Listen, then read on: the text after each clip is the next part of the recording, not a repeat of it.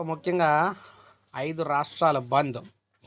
5 రాష్ట్రాలు అయితే బంద్ అయితే చేయబోతున్నారు ఈరోజు.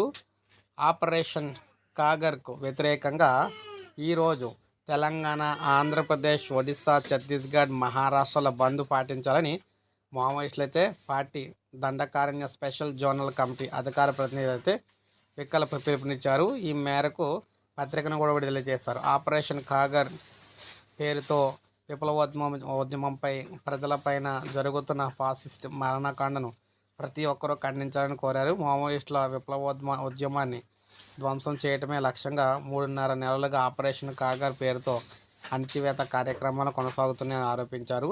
2021-22 సంవత్సరంలో పాత పార్టీకి చెందిన తమ పార్టీకి చెందిన 60 మంది సభ్యులను హతమార్చారని తెలిపారు. తాజాగా కర్చేలిలో 13 మందిని, ఇక్కడ చీపురు బట్టిలో 8 మందిని, పూజారి కాంకేర్లో 3 మహారాష్ట్రలో 4 హతమార్చారని ఆవేదన వ్యక్తం చేశారు. ఇవన్నీ బూటకప్ ఎన్కౌంటర్లని పేర్కొన్నారు. సో అందువల్ల ఏంటంటే ఈ ఏ రాష్ట్రాలు అయితే ఉన్నాయో ఈ 5 రాష్ట్రాల్లో ఈరోజు అయితే బంద్ అయితే చేయాలని చెప్పి అయితే పిలుపునిచ్చారన్నమాట. సో ఏ అయితే బార్డర్లో ఉంటాయో ఆ బార్డర్లో వీళ్ళు ప్రభావం ఎక్కువగా ఉంటుంది. ఏజెన్సీ ప్రాంతాల్లోని, మిగిలిన ప్రాంతాల్లో కొంతవరకు అయితే ఉండకపోవచ్చు అనమాట.